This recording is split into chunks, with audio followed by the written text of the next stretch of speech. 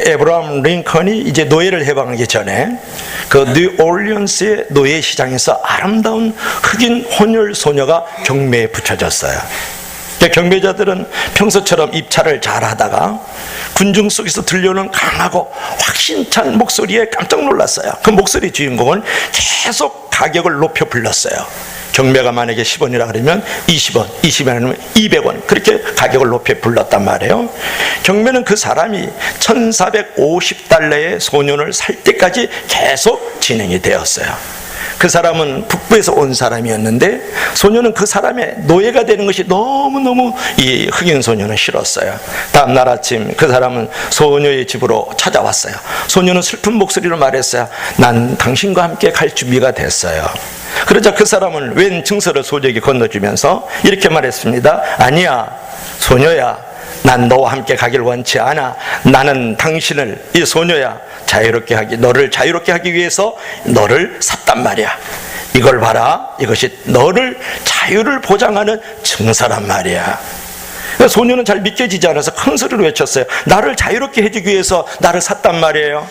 정말 나는 자유의 몸인가요? 정말 내가 원하는 대로 할 수 있나요? 물론 소녀야, 너는 자유다. 너가 원하는 대로 무엇인지 할 수 있어. 너는 노예가 이제 아니야. 그러자 소녀는 기쁨에 차서 신 목소리로 이렇게 물었어요. 그렇다면 선생님, 남은 생애를, 나의 모든 일생 동안 내가 당신을 섬길 수 있도록 저를 데려가 주시겠습니까? 드디어 소녀는 자유로운 봉사자가 되었습니다. 그 소녀는 자발적 종이요, 자유의 종이 되었습니다. 이와 같이 우리가 예수 그리스도를 통하여서 우리가 자유를 얻게 됨으로써 우리는 그분의 이제 종으로 오늘 우리가 서 있음을 여러분 아시겠습니까? 여러분, 종이란 단어는 때로는 부정적으로, 이 종이란 단어는 때로는 긍정적으로 우리에게 사용됩니다. 우리가 종 그러면 결코 긍정이라는 표현보다는 좀 부정적인 어떤 이제 그 마음이 들지 않겠습니까? 그러나 여러분, 자원하는 종, 즉 이 흑인 소녀의 모습처럼 자원하는 종은 긍정적인 종의 모습이에요. 이런 종을 갖다 뭐라 그럴까요? 자유의 종이다, 그런 말을 하는 거예요.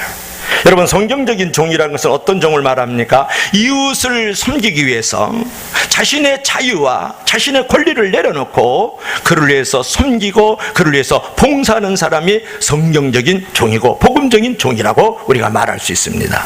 여러분, 성경에서도 진정한 자유라는 것은 섬김으로 종로를 할 줄 아는 자유라고 가르쳐주지 않습니까? 이는 바울이 갈라디아서 5장 13절에서 이렇게 가르칩니다. 형제들아, 너희가 자유를 위하여 부르심을 입었으니 그러나 그 자유로 육체의 기회를 삼지 말고 오직 사랑으로 서로 종노릇 하라, 그렇게 말씀을 하고 있는 것이에요. 오늘 우리는 자유의 종입니까? 아니면 노예의 종인가를 생각하면서 오늘 은혜를 나누려고 하는 것이죠. 자, 바울은 고린도 교인들에게 보내는 편지를 통해서 참된 그리스도인으로서 섬김의 삶을 가르치면서 먼저 자유인인 것을 천명하고 있는 것을 우리가 발견할 수가 있어요. 자, 고린도서 9장 19절에서 고린도전서 9장 19절에서 이렇게 말씀하고 있는 것을 우리가 읽을 수 있는 19절 있습니까? 없습니까? 좋아요. 내가 모든 사람에게 자유로우나, 오늘 19절 한번 읽어봅시다. 자, 19절 우리 다 같이 9장 19절 시작. 내가 모든 사람에게 자유로우나 스스로 모든 사람에게 종이 된 것은 더 많은 사람을 얻고자 함이니라. 아멘. 내가 모든 사람에게서 자유로우나, 그렇게 말씀을 했어요. 같은 맥락에서 갈라디아서 5장 1절에 다음과 같이 고백을 합니다. 그리스도께서 우리를 자유롭게 하려고 자유를 주셨으니 그러므로 굳건하게 서서 다시는 종의 멍에를 매지 말라, 그렇게 말씀하고 있는 것을 우리가 발견할 수 있거든요. 우리가 인생의 도상에서 우리가 예수님을 만났을 때 우리에게 가장 먼저 주어지는 선물은 무엇입니까? 자유예요. 자유.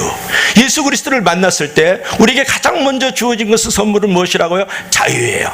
이 자유라는 것은 어떤 것이 있을까요? 세 가지가 있는데, 첫째로 우리 다 같이 시작. 죄책감으로부터의 자유. 두 번째로 시작. 형벌로부터의 자유.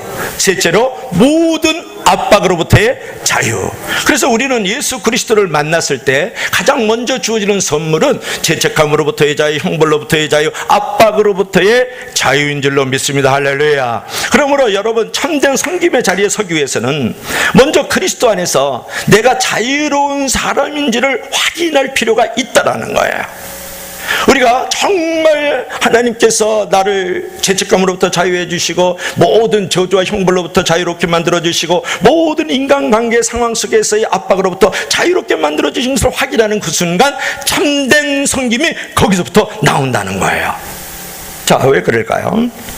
우리가 이제 봉사를 하는데 어떤 사람은 되게 피상적이고 감동적이지 못한 것은 우리 자신이 자유롭지 못한 어떤 노예 의식을 가지고 섬기기 때문에 그래요. 조금 더 쉽게 우리가 얘기를 나눠볼까요? 어떤 엄마가 어린아이를 낳았어요. 근데 그 엄마는 이렇게 얘기를 해요. 얘는 평생 동안 나의 짐이야. 죽을 때까지 이놈을 내가 이제 돌봐줘야 돼. 그런 어떤 원망의식을 가지고 있단 말이에요. 그러면 이 자녀는 평생 동안 나의 짐이라는 그 부분에 대해서 원망하기 때문에 노예의 종으로서 그를 섬기고 있는 거예요. 그런데 어떤 엄마가 있어요. 이 녀석을 아들 하나 있는데 그 아들한테 하나님이 주신 선물이야. 그리고 내가 이 녀석을 키우면서 엄마 아빠가 나를 어떻게 키웠는지 그 은혜를 알게 됐어. 그래서 이 녀석은 짐이 아니고 나에게는 큰 힘이야. 나에게는 생명이야. 살맛이 나. 그랬을 때 그 감사의 의식이 무엇을 만들어내니까 자유의 종을 만들어가는 거죠. 자발적인 선택을 통한 자유의 섬김을 그 후자의 어머니를 통해서 우리가 경험할 수 있지 않습니까? 어떤 사람은 교회로 들어와 볼까요?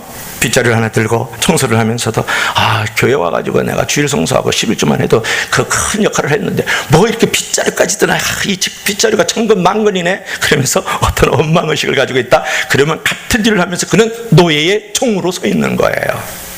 그래서 채권자라 그래요, 보통 그런 사람을. 근데 어떤 분은 이제 교회 안에 들어와서 주일학교 반사도 하고 부엌에 들어가서 밥도 짓고 또 여러 가지 모양으로 전도도 나가고 그러면서도 교회에서 청소를 하는 것은 이것까지 내가 할 수 있는 특권이 있네.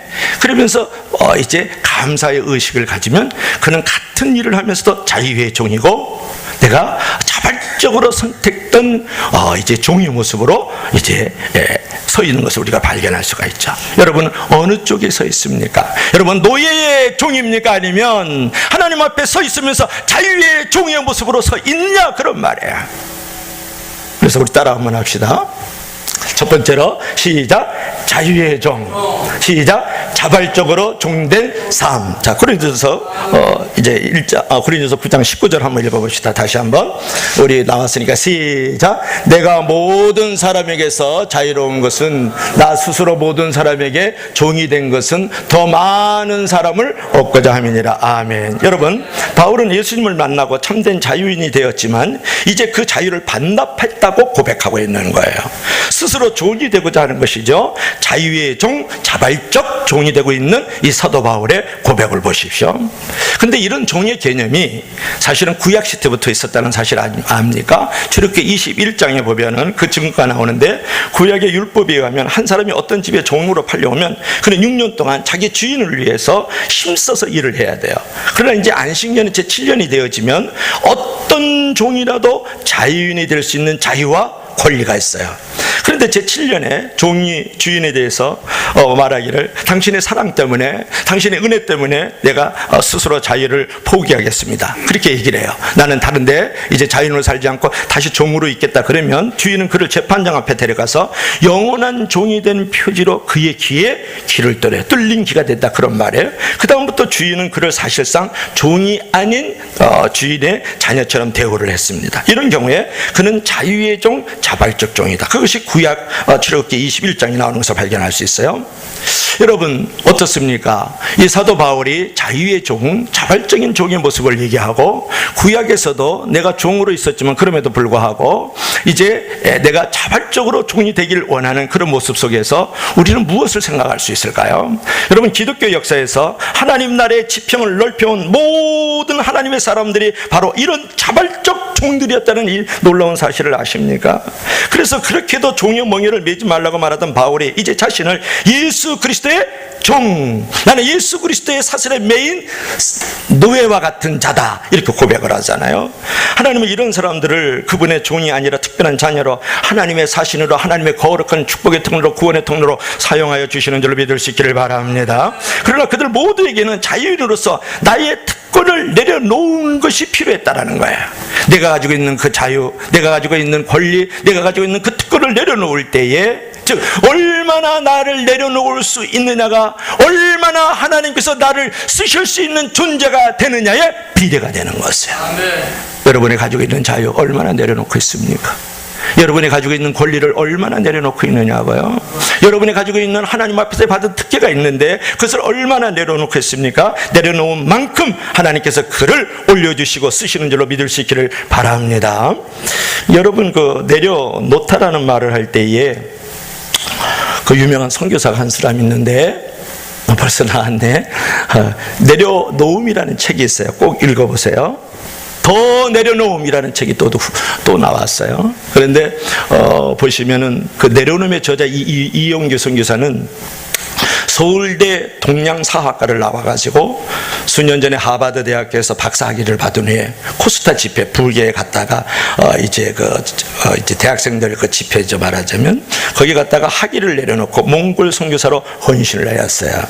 교수의 평안한 삶의 길을 걷는 대신에 하나님의 부르심에 순종해서 몽골 선교사로서 국제대학교에서 7년간 사역을 하게 돼요. 또다시 하나님의 부르심에 순종해서 인도네시아에 들어가서 국제대학교와 초중고교를 세우는 일에 헌신하고 있어요. 여러분, 그의 고백을 한번 들어보십시오. 너무 편안한 삶을 추구하면 조금만 불편해져도 행복감을 잃게 됩니다. 조금 어렵고 불편하게 산다고 해서 불행하지 않아요. 편안한 삶을 포기하면 도리어 마음의 평안과 인생의 의미를 누릴 가능성이 높아집니다, 라는 말을 했던 사람이 이용규 선교사예요. 그리고 지금은 인도네시아에서 아주 특별하게 쓰임을 받고 있습니다. 이는 그가 종으로 헌신했기 때문이죠. 그는 말합니다. 이것이 우리가 진정 종으로 쓰임받기 위해서 다시 우리의 자유와 특권을 내려놓아야 될 이유라고 이용규 선교사가 말하는 것이에요. 그러므로 오늘 사도 바울이 우리에게 교훈하고 있는 것은 무엇입니까? 하나님께서 여러분에게 말씀을 들려주시는 것은 무엇입니까? 여러분들이 가지고 있는 자유, 여러분이 가지고 있는 그 권리, 여러분이 가지고 있는 그 놀라운 하나님 앞에서의 특혜를 내려놓고 하나님 앞에 자발적인 종으로서 자유의 종으로 쓰임받기를 주의 이름으로 간절히 축원합니다. 그렇게 말하고 있는 것이죠. 자, 두 번째로는 마지막입니다. 자, 복음의 종이에요. 복음의 종. 우리 다 같이 읽어봅시다. 시작. 복음의 종. 아니, 큰 목소리로 시작. 복음의 종. 이웃과 세상에 전도하는 삶. 자, 고린도전서 9장 19절부터 20절인데, 자, 먼저 19절 읽어봅시다. 시작. 내가 모든 사람에게서 자유로우나 스스로 모든 사람에게 종이 된 것은 더 많은 사람을 얻고자 함이니라. 더 많은 사람을 얻고자 함이라. 여기가 아주 중요한 부분이 있어요. 오늘 이쪽으로 지금 갈 거니까 잘 보십시오. 여러분, 오늘 사도 바울이 말하기를 내가 모든 사람에게 자유로우나 스스로 모든 사람에게 종이 된 것은 더 많은 사람을 얻고자 합니다. 여러분, 종된 이유가 무엇이라고 말하고 있습니까? 더 많은 사람을 얻기 위해서다. 다시 말하면 더 많은 사람을 구원하기 위해서, 더 쉽게 얘기하면 더 많은 사람에게 전도하기 위해서다, 그런 말이에요. 내가 원래 자유로운 사람이에요. 그런데 내가 스스로 종이 된 것은 분명한 목적이 있어요. 더 많은 사람을 얻고자 함이라고 말씀하고 있는 것은, 여러분, 인생에는 세 가지 종류의 인생이 있어요. 첫째로 꽃과 같은 인생, 화류의 인생이 있어요. 멋을 내고 그저 립스틱 짙게 칠하고 이 마을에서 저 마을로 늘 이렇게 놀러 다니는 화류의 인생이 있어요. 두 번째 인생은 잎사귀 같은 인생에 도덕적으로 철학적으로 살아가겠다는 그런 마음을 갖지만 영혼에 이때 영혼성이 없고 하나님이 없는 게 잎사귀와 같은 인생이에요. 그런데 또 하나 인생이 있어요. 뭐가 있어요? 열매 맺는 인생. 요즘에 이렇게 목사님 넥타이 같이 빨간 감들이 있지 않습니까? 내가 그런 의미로서 이걸 또 메고 온 줄로 믿을 수 있기를 바라요. 그냥 하나도 그냥 저를 위해서 매는 게 아니에요. 여러분을 위해서 매는 거예요. 그래서 이렇게 작은 감들 또는 맛있는 배, 사과들을 많이 가을에 보지 않습니까? 열매 맺는 인생이 있다 그런 말이에요. 꽃과 같은 인생을 살립니까? 이제 잎사귀와 같은 인생을 살립니까? 아니면 열매 맺는 인생을 살려냐 그런 말이에요. 열매는 무엇이며 열매가 열매를 먹나요? No, 그렇지 않아요. 열매는 씨만 남겨놔야 나머지는 모든 사람들에게 유익하게 쓰임받고 또 생명을 낳잖아요. 여러분, 사도 바울이 그런 존재라고 생각하지 않았어요? 여러분, 이 땅에서 아무리 많은 소유를 가지고 많은 어떤 명예를 가지고 아무리 많은 인기와 칭찬을 가지고 있다 할지라도 열매 맺는 인생이 아니라 그러면 목적을 가지고 더 특별한 더 많은 사람을 얻고자 하리라, 더 많은 사람을 구원하고자 함이라, 더 많은 사람에게 전도하고자 함이라는 이런 목적이 없는 사람, 허무하고 공허한 것이에요. 인생이 불안하고 두려운 것이에요. 하나님을 믿는 특권이 뭐예요? 우리는 어떤 상황 속에서도 내가 믿음이 있기 때문에 모든 불안과 두려움을 넘어갈 수 있는 존재가 되는 줄로 믿습니다. 할렐루야. 오늘 불안과 두려움에 설교하고 싶은 것은 아니고요. 여러분, 모든 그리스도인의 종된 삶, 즉 섬김의 명료한 초점이 있는데, 우리의 섬김은 우리 이웃의 영혼을 구원하기 위해서, 우리의 이 세상을 전도하기 위해서 우리의 섬김이 있고 우리의 종된 모습이 있어야 된다고 사도 바울이 지금 우리에게 교훈하고 있지 않습니까? 바울은 이를 위해서 율법 아래 있지 아니하나 율법 아래 있는 자들을 구원하기 위해서 기꺼이 자신을 율법 아래 두겠다, 9장 20절에 말씀하고 있어요. 약한 자들을 구원하기 위해서 기꺼이 자신을 약한 자에 던지겠다, 그렇게 말씀하고 있어요. 우리 성경 한번 읽어볼까요? 다 같이 시작. 약한 자들에게 내가 약한 자와 같이 된 것은 약한 자들을 얻고자 함이래요. 내가 여러 사람에게 여러 모습이 된 것은 아무쪼록 몇 사람이라도 구원코자 함이니라. 이 말을 줄여볼까요? 내가 약하지 않아요. 근데 약한 자의 모습이 된 것은 뭐라고요? 사람을 얻고자 하기 위해서. 그 다음에 내가 이제 율법 아래 살고 있지 않지만 율법 아래 사는 자의 모습으로 선 것은 몇 사람이라도 구원을 얻고자 하며. 사도 바울은요, 거룩한 변신의 천재다, 그런 말이에요. 거룩한 변신의 천재다. 살아야 될 목적이 분명히 있잖아요. 여러분, 쉽게 말하면 바울은 이웃의 구원을 위해서라면 기꺼이 자신의 방식, 교회의 방식, 자신의 스타일, 교회의 스타일도 포기하고 이웃을 섬기겠다고 말하고 있는 것을 볼 수 있어요. 내가 사람을 얻는다 그러면, 내가 영혼을 건진다 그러면 기꺼이 자기의 권리를 포기하겠다는 거예요. 자기의 삶의 스타일도 포기하겠다는 거예요. 교회의 어떤 제도도 내려놓겠다, 그런 말을 하고 있는 것을 여기서 우리가 발견할 수가 있는 것이죠. 여러분, 오늘 여기에서 우리가 이제 생각해야 될 것이 좀 필요한 것이 있어요. 저는 임명희 목사님을 잘 알지 않습니까? 강약교회 이번에 임직식 때 한번 오시도록 해야 되겠는데, 제가 11월 4일 날 우리 교회 임직식인데 그게 11월 3일 날 임직식이더라고요. 그래서 저보고 와서 권면을 해달라 그러고, 이번 주 또 목요일 날에는 이사회가 있는데 그 이사회에서 말씀을 전해달라고, 지난 추석 때 저를 안 불렀어요. 그래서 제가 되게 지금 개심절을 걸고 있거든요. 늘 추석하고 구정은 내 판인데, 근데 그 말씀을 전하는 것에 대해서 되게 자부심을 갖고 있는 사람인데 이번에 안 불렀어요. 그래서 내가 좀 개십제를 가지고 좀 두고 보자 그랬더니 미안한지 이번 이사회 때 말씀 좀 전해달라고 목요일날 저녁 7시인데, 여러분 이사회가 이렇게 모여서 성도들하고 같이 은혜라는 말씀 잘 전할 수 있도록 이 말씀 전해주면 되죠. 그런데 그 목사님께서 전도사 했을 때, 신학교 다닐 때에, 여러분, 내가 약한 자가 아니지만 약한 자의 모습이 되고 내가 율법 아래 살지 않지만 율법 아래 사는 자의 모습으로 어딜 들어가냐면 그 집장촌에 들어가고 노숙자 쪽으로 들어간 거야. 영등포 그 북부에 들어갔을 때 친구도 더 험해서 3평짜리에서 밥을 퍼주면서 그들의 비수를 품고 너를 찔러 죽인다고 하는 그런 위협 속에서 그가 살았다고요. 물의 최고의 명언이고 교회 캐치프레이즈가 뭐냐 그러면 죽어망하자, 죽어망하자. 죽어망하자. 그런 부분을 가지고 있다고요. 근데 왜 그분 얘기를 하려면 길죠. 지금 35년간 섬기고 있는데 그 자리에서 하루에 약 한 700명의 사람들에게 밥을 퍼주고 있다고요. 그리고 많은 사람을 치유하고 회복하고 돌봐주고 공부도 시켜주고 그러고 있거든요. 왜 그랬을까요? 왜 약하지 않은 그분인데 약한 자의 모습으로 거기를 들어갔을까요? 그는 술과 또 노숙자와 같은 사람이 아닌데 그 아래 왜 들어갔을까요? 거기 그분은 그 약한 자들을 얻고자 하기 위해서, 그리고 몇 사람이라도 더 영혼을 구원하기 위해서 그 자리에 들어갔단 말이에요. 그래서 모든 사람들이 걷고 있는 그 교회 스타일을 깨뜨려버리고 모든 목회자의 어떤 방식을 무너뜨려버리고 그 자리에 들어갔단 말이에요. 이게 사도 바울을 본받는 모습이고 임명희 목사님을 우리가 오늘날 우리가 본받아야 되지 않을까, 그런 말이에요. 왜 그럴까요? 여러분, 사도 바울은 커다란 사명 앞에서는 늘 자기의 생각을 꺾을 준비가 되어 있었던 사람이다. 큰 꿈과 큰 사명을 위해서는 자기 자신을 꺾을 준비가 되어 있던 사람이다. 여러분, 진정한 용기라는 것은 무엇입니까? 자기의 소신을 지키는 것이 진정한 용기가 아니라 진리와 어떤 꿈과 그 사명을 위해서는 자신의 그 고집을, 자기의 소신을 꺾는 것이 진정한 용기인 줄로 믿습니다. 할렐루야. 사도 바울은 그런 용기를 가진 사람이에요. 존경하는 임명희 목사님, 제가 존경하는 마더 테레사 같은 사람들, 또 제가 좋아하는 람바논에서 일생 동안 죽음에 이르기까지 그곳에서 흑인들과 함께, 이제 약한 자들과 함께 머물러 있었던 슈바이처 같은 사람들, 그런 사람들은 자기 소신이 있었지만, 자기 어떤 고집이 있었지만 진리와 사명을 위해서 과감하게 내가 가지고 있는 모든 삶과 모든 사회생활의 탈을 꺾어버리고 그걸 내려놓고 자기의 고집을 없애버리고 그들을 향해서 그들의 영혼을 얻고자, 그 땅을 얻고자 들어갔던 사람들을 우리가 볼 수 있지 않습니까?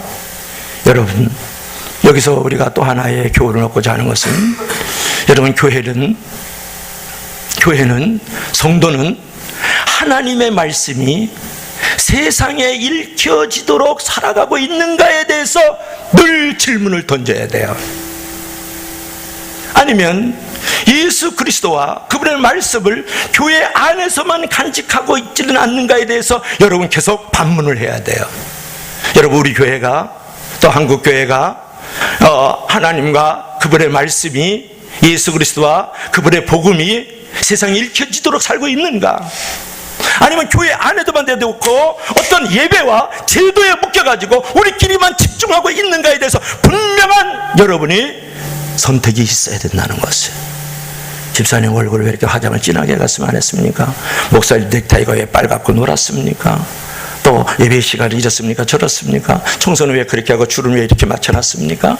밥은 왜 오늘은 국입니까? 밥을 먹고 왜 할렐루야, 국이 왜 이렇게 국이 왜 짭니까? 덥니까? 이런 일로 인해 가지고 교회 안에 있는 어떤 예배와 교회 안에 있는 어떤 제도와 교회 안에 있는 봉사에만 집중하고 있음으로써 예수 그리스도와 그분의 말씀, 하나님의 나라, 그분의 복음을 교회 안에 갖추고 있다, 그런 말이에요.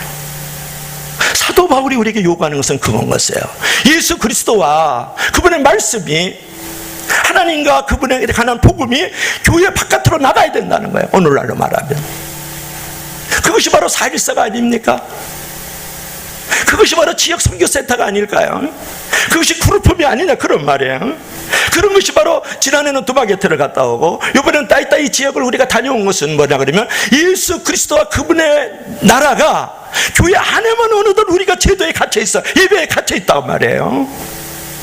오늘 사도 바울이 약한 자들을 얻고자 하면서 약한 자가 되어지고, 율법 아래가 살고 있지 않지만 율법 아래 있는 자의 모습으로 내가 들어간 것은, 임명희 목사님이 정말 똑똑하고 강단이 있는 사람이지만 내가 술 중독자와 노숙자들과 직업조성에 들어간 것은 그들의 영혼을 얻고자 하고 예수 그리스도와 그분의 나라와 그분의 복음이 그들에게 보여지기 위해서 들어간 것이란 말이에요.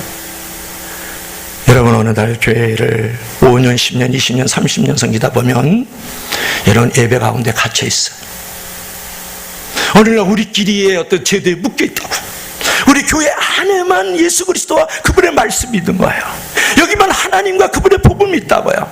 오늘 우리는 갇혀 있다라는 거예요. 오늘 사도 바울에게 교훈하는 것은 뭐냐면, 너희들이 예수 그리스도와 그분의 말씀을 위해서, 그분의 나라를 위해서 과감하게 그것을 세상에 보여줘야 된다는 거예요. 교회 바깥에 보여주지 않는다면 이것이 우리끼리의 잔치잖아요. 끼리끼리 먹고 배부르고 등 따스는 거 아니에요? 어떻게 생각하면?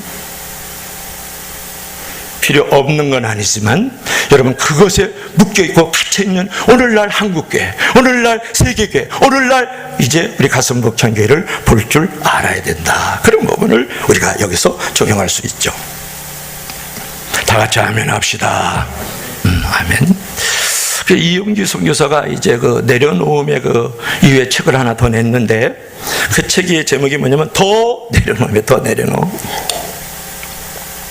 그를 이 책에서 하버드 대학교 학위와 촉막 맞는 국내 대학 교수직을 내려놓고 몽골로 갔잖아요.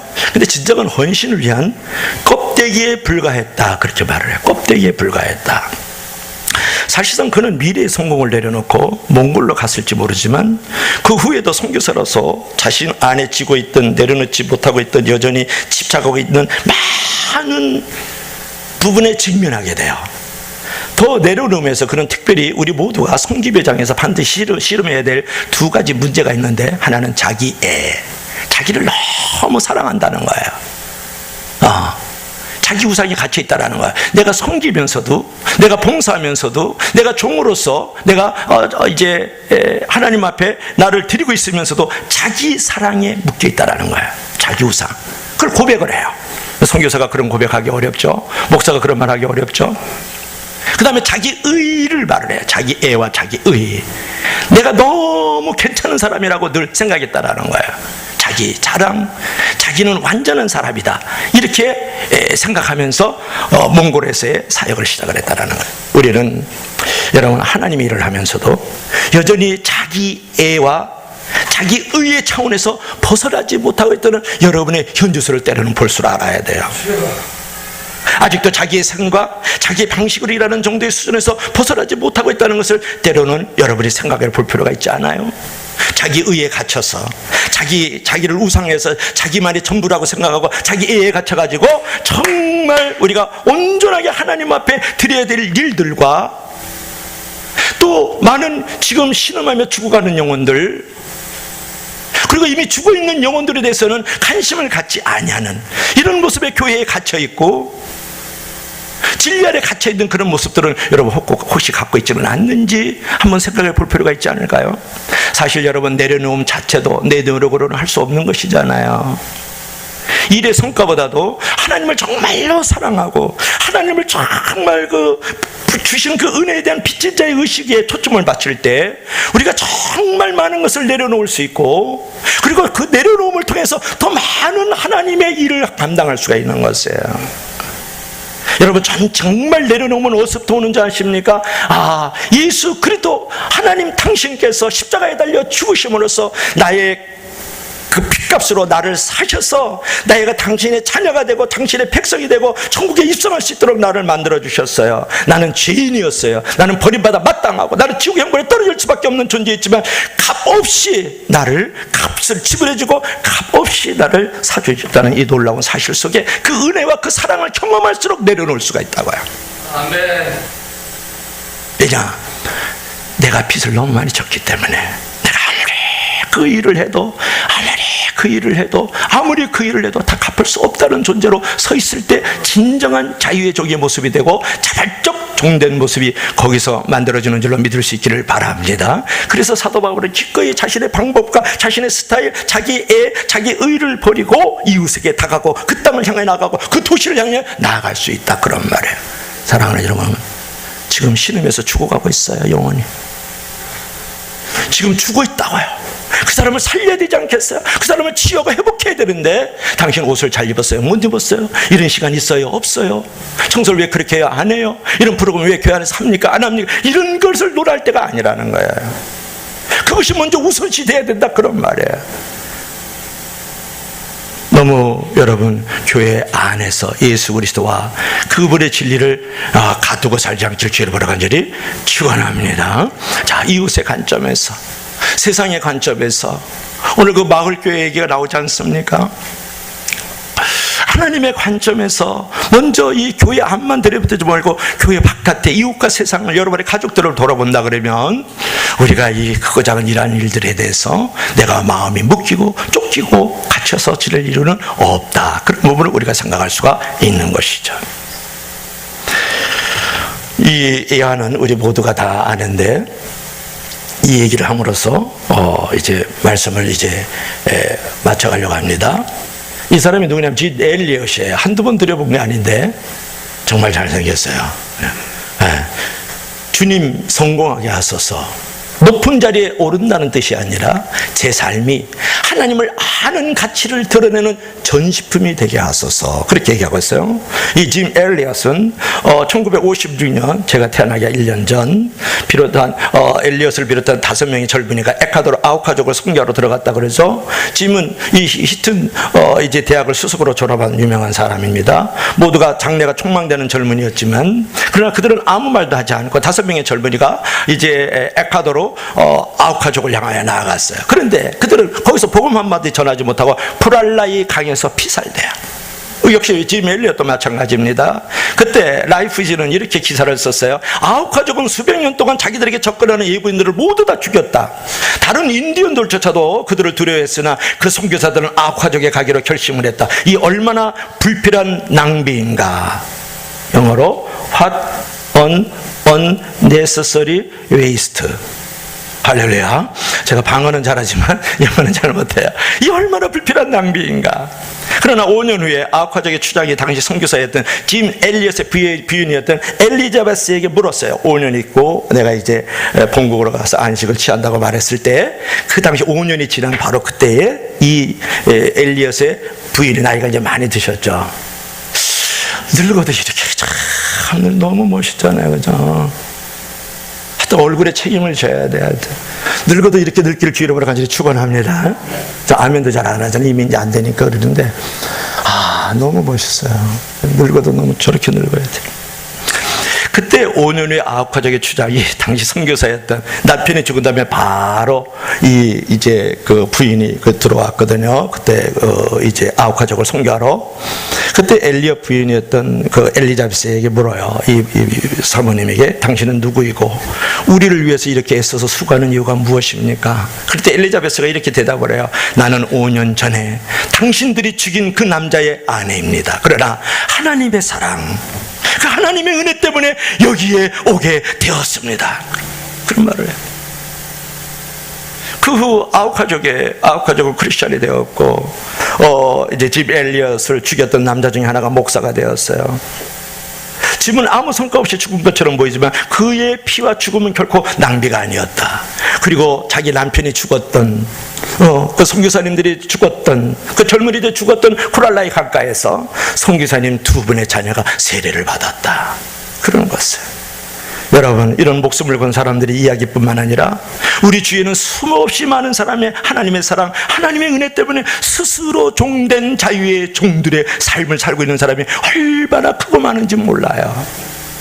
아니, 이 사랑을 이해하지 못하는 사람들에게 그들에게 때로는 낭비라고 모함을 받을 수 있고 저들의 인생을 허비했다고 생각하지만 결코 예수 그리스도의 그분의 은혜와 하나님의 사랑에 묶여있는 자들은 자유의 종이 되고 자발적인 종이 되어서 누가 알아주든 알아주지 않든 간에 그거 작은 일을 통해서 하나님의 나라를 선포하고 하나님의 이름을 증거하는 삶을 살아가는 거룩한 낭비의 삶인 줄로 믿을 수 있기를 바랍니다.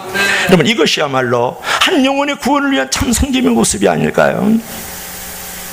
이웃과 세상의 구원을 위해서 기꺼이 섬김을 선택하는 우리가 되면 좋지 않을까, 그런 부분을 여러분에게 말씀을 드리는 거예요.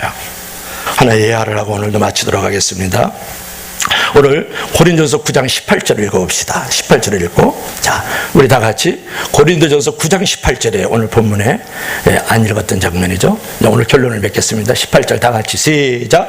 그런즉 내 상이 무엇이냐? 내가 복음을 전할 때 값없이 전하고 복음으로 말미암아 내게 있는 권리를 다 쓰지 아니하는 이것이로다. 자, 22절 읽어보겠습니다. 22절 다 같이 23절 다 같이 23절 시작. 내가 복음을 위하여 모든 것을 행하면 복음에 참여하고자 함이니라. 아멘.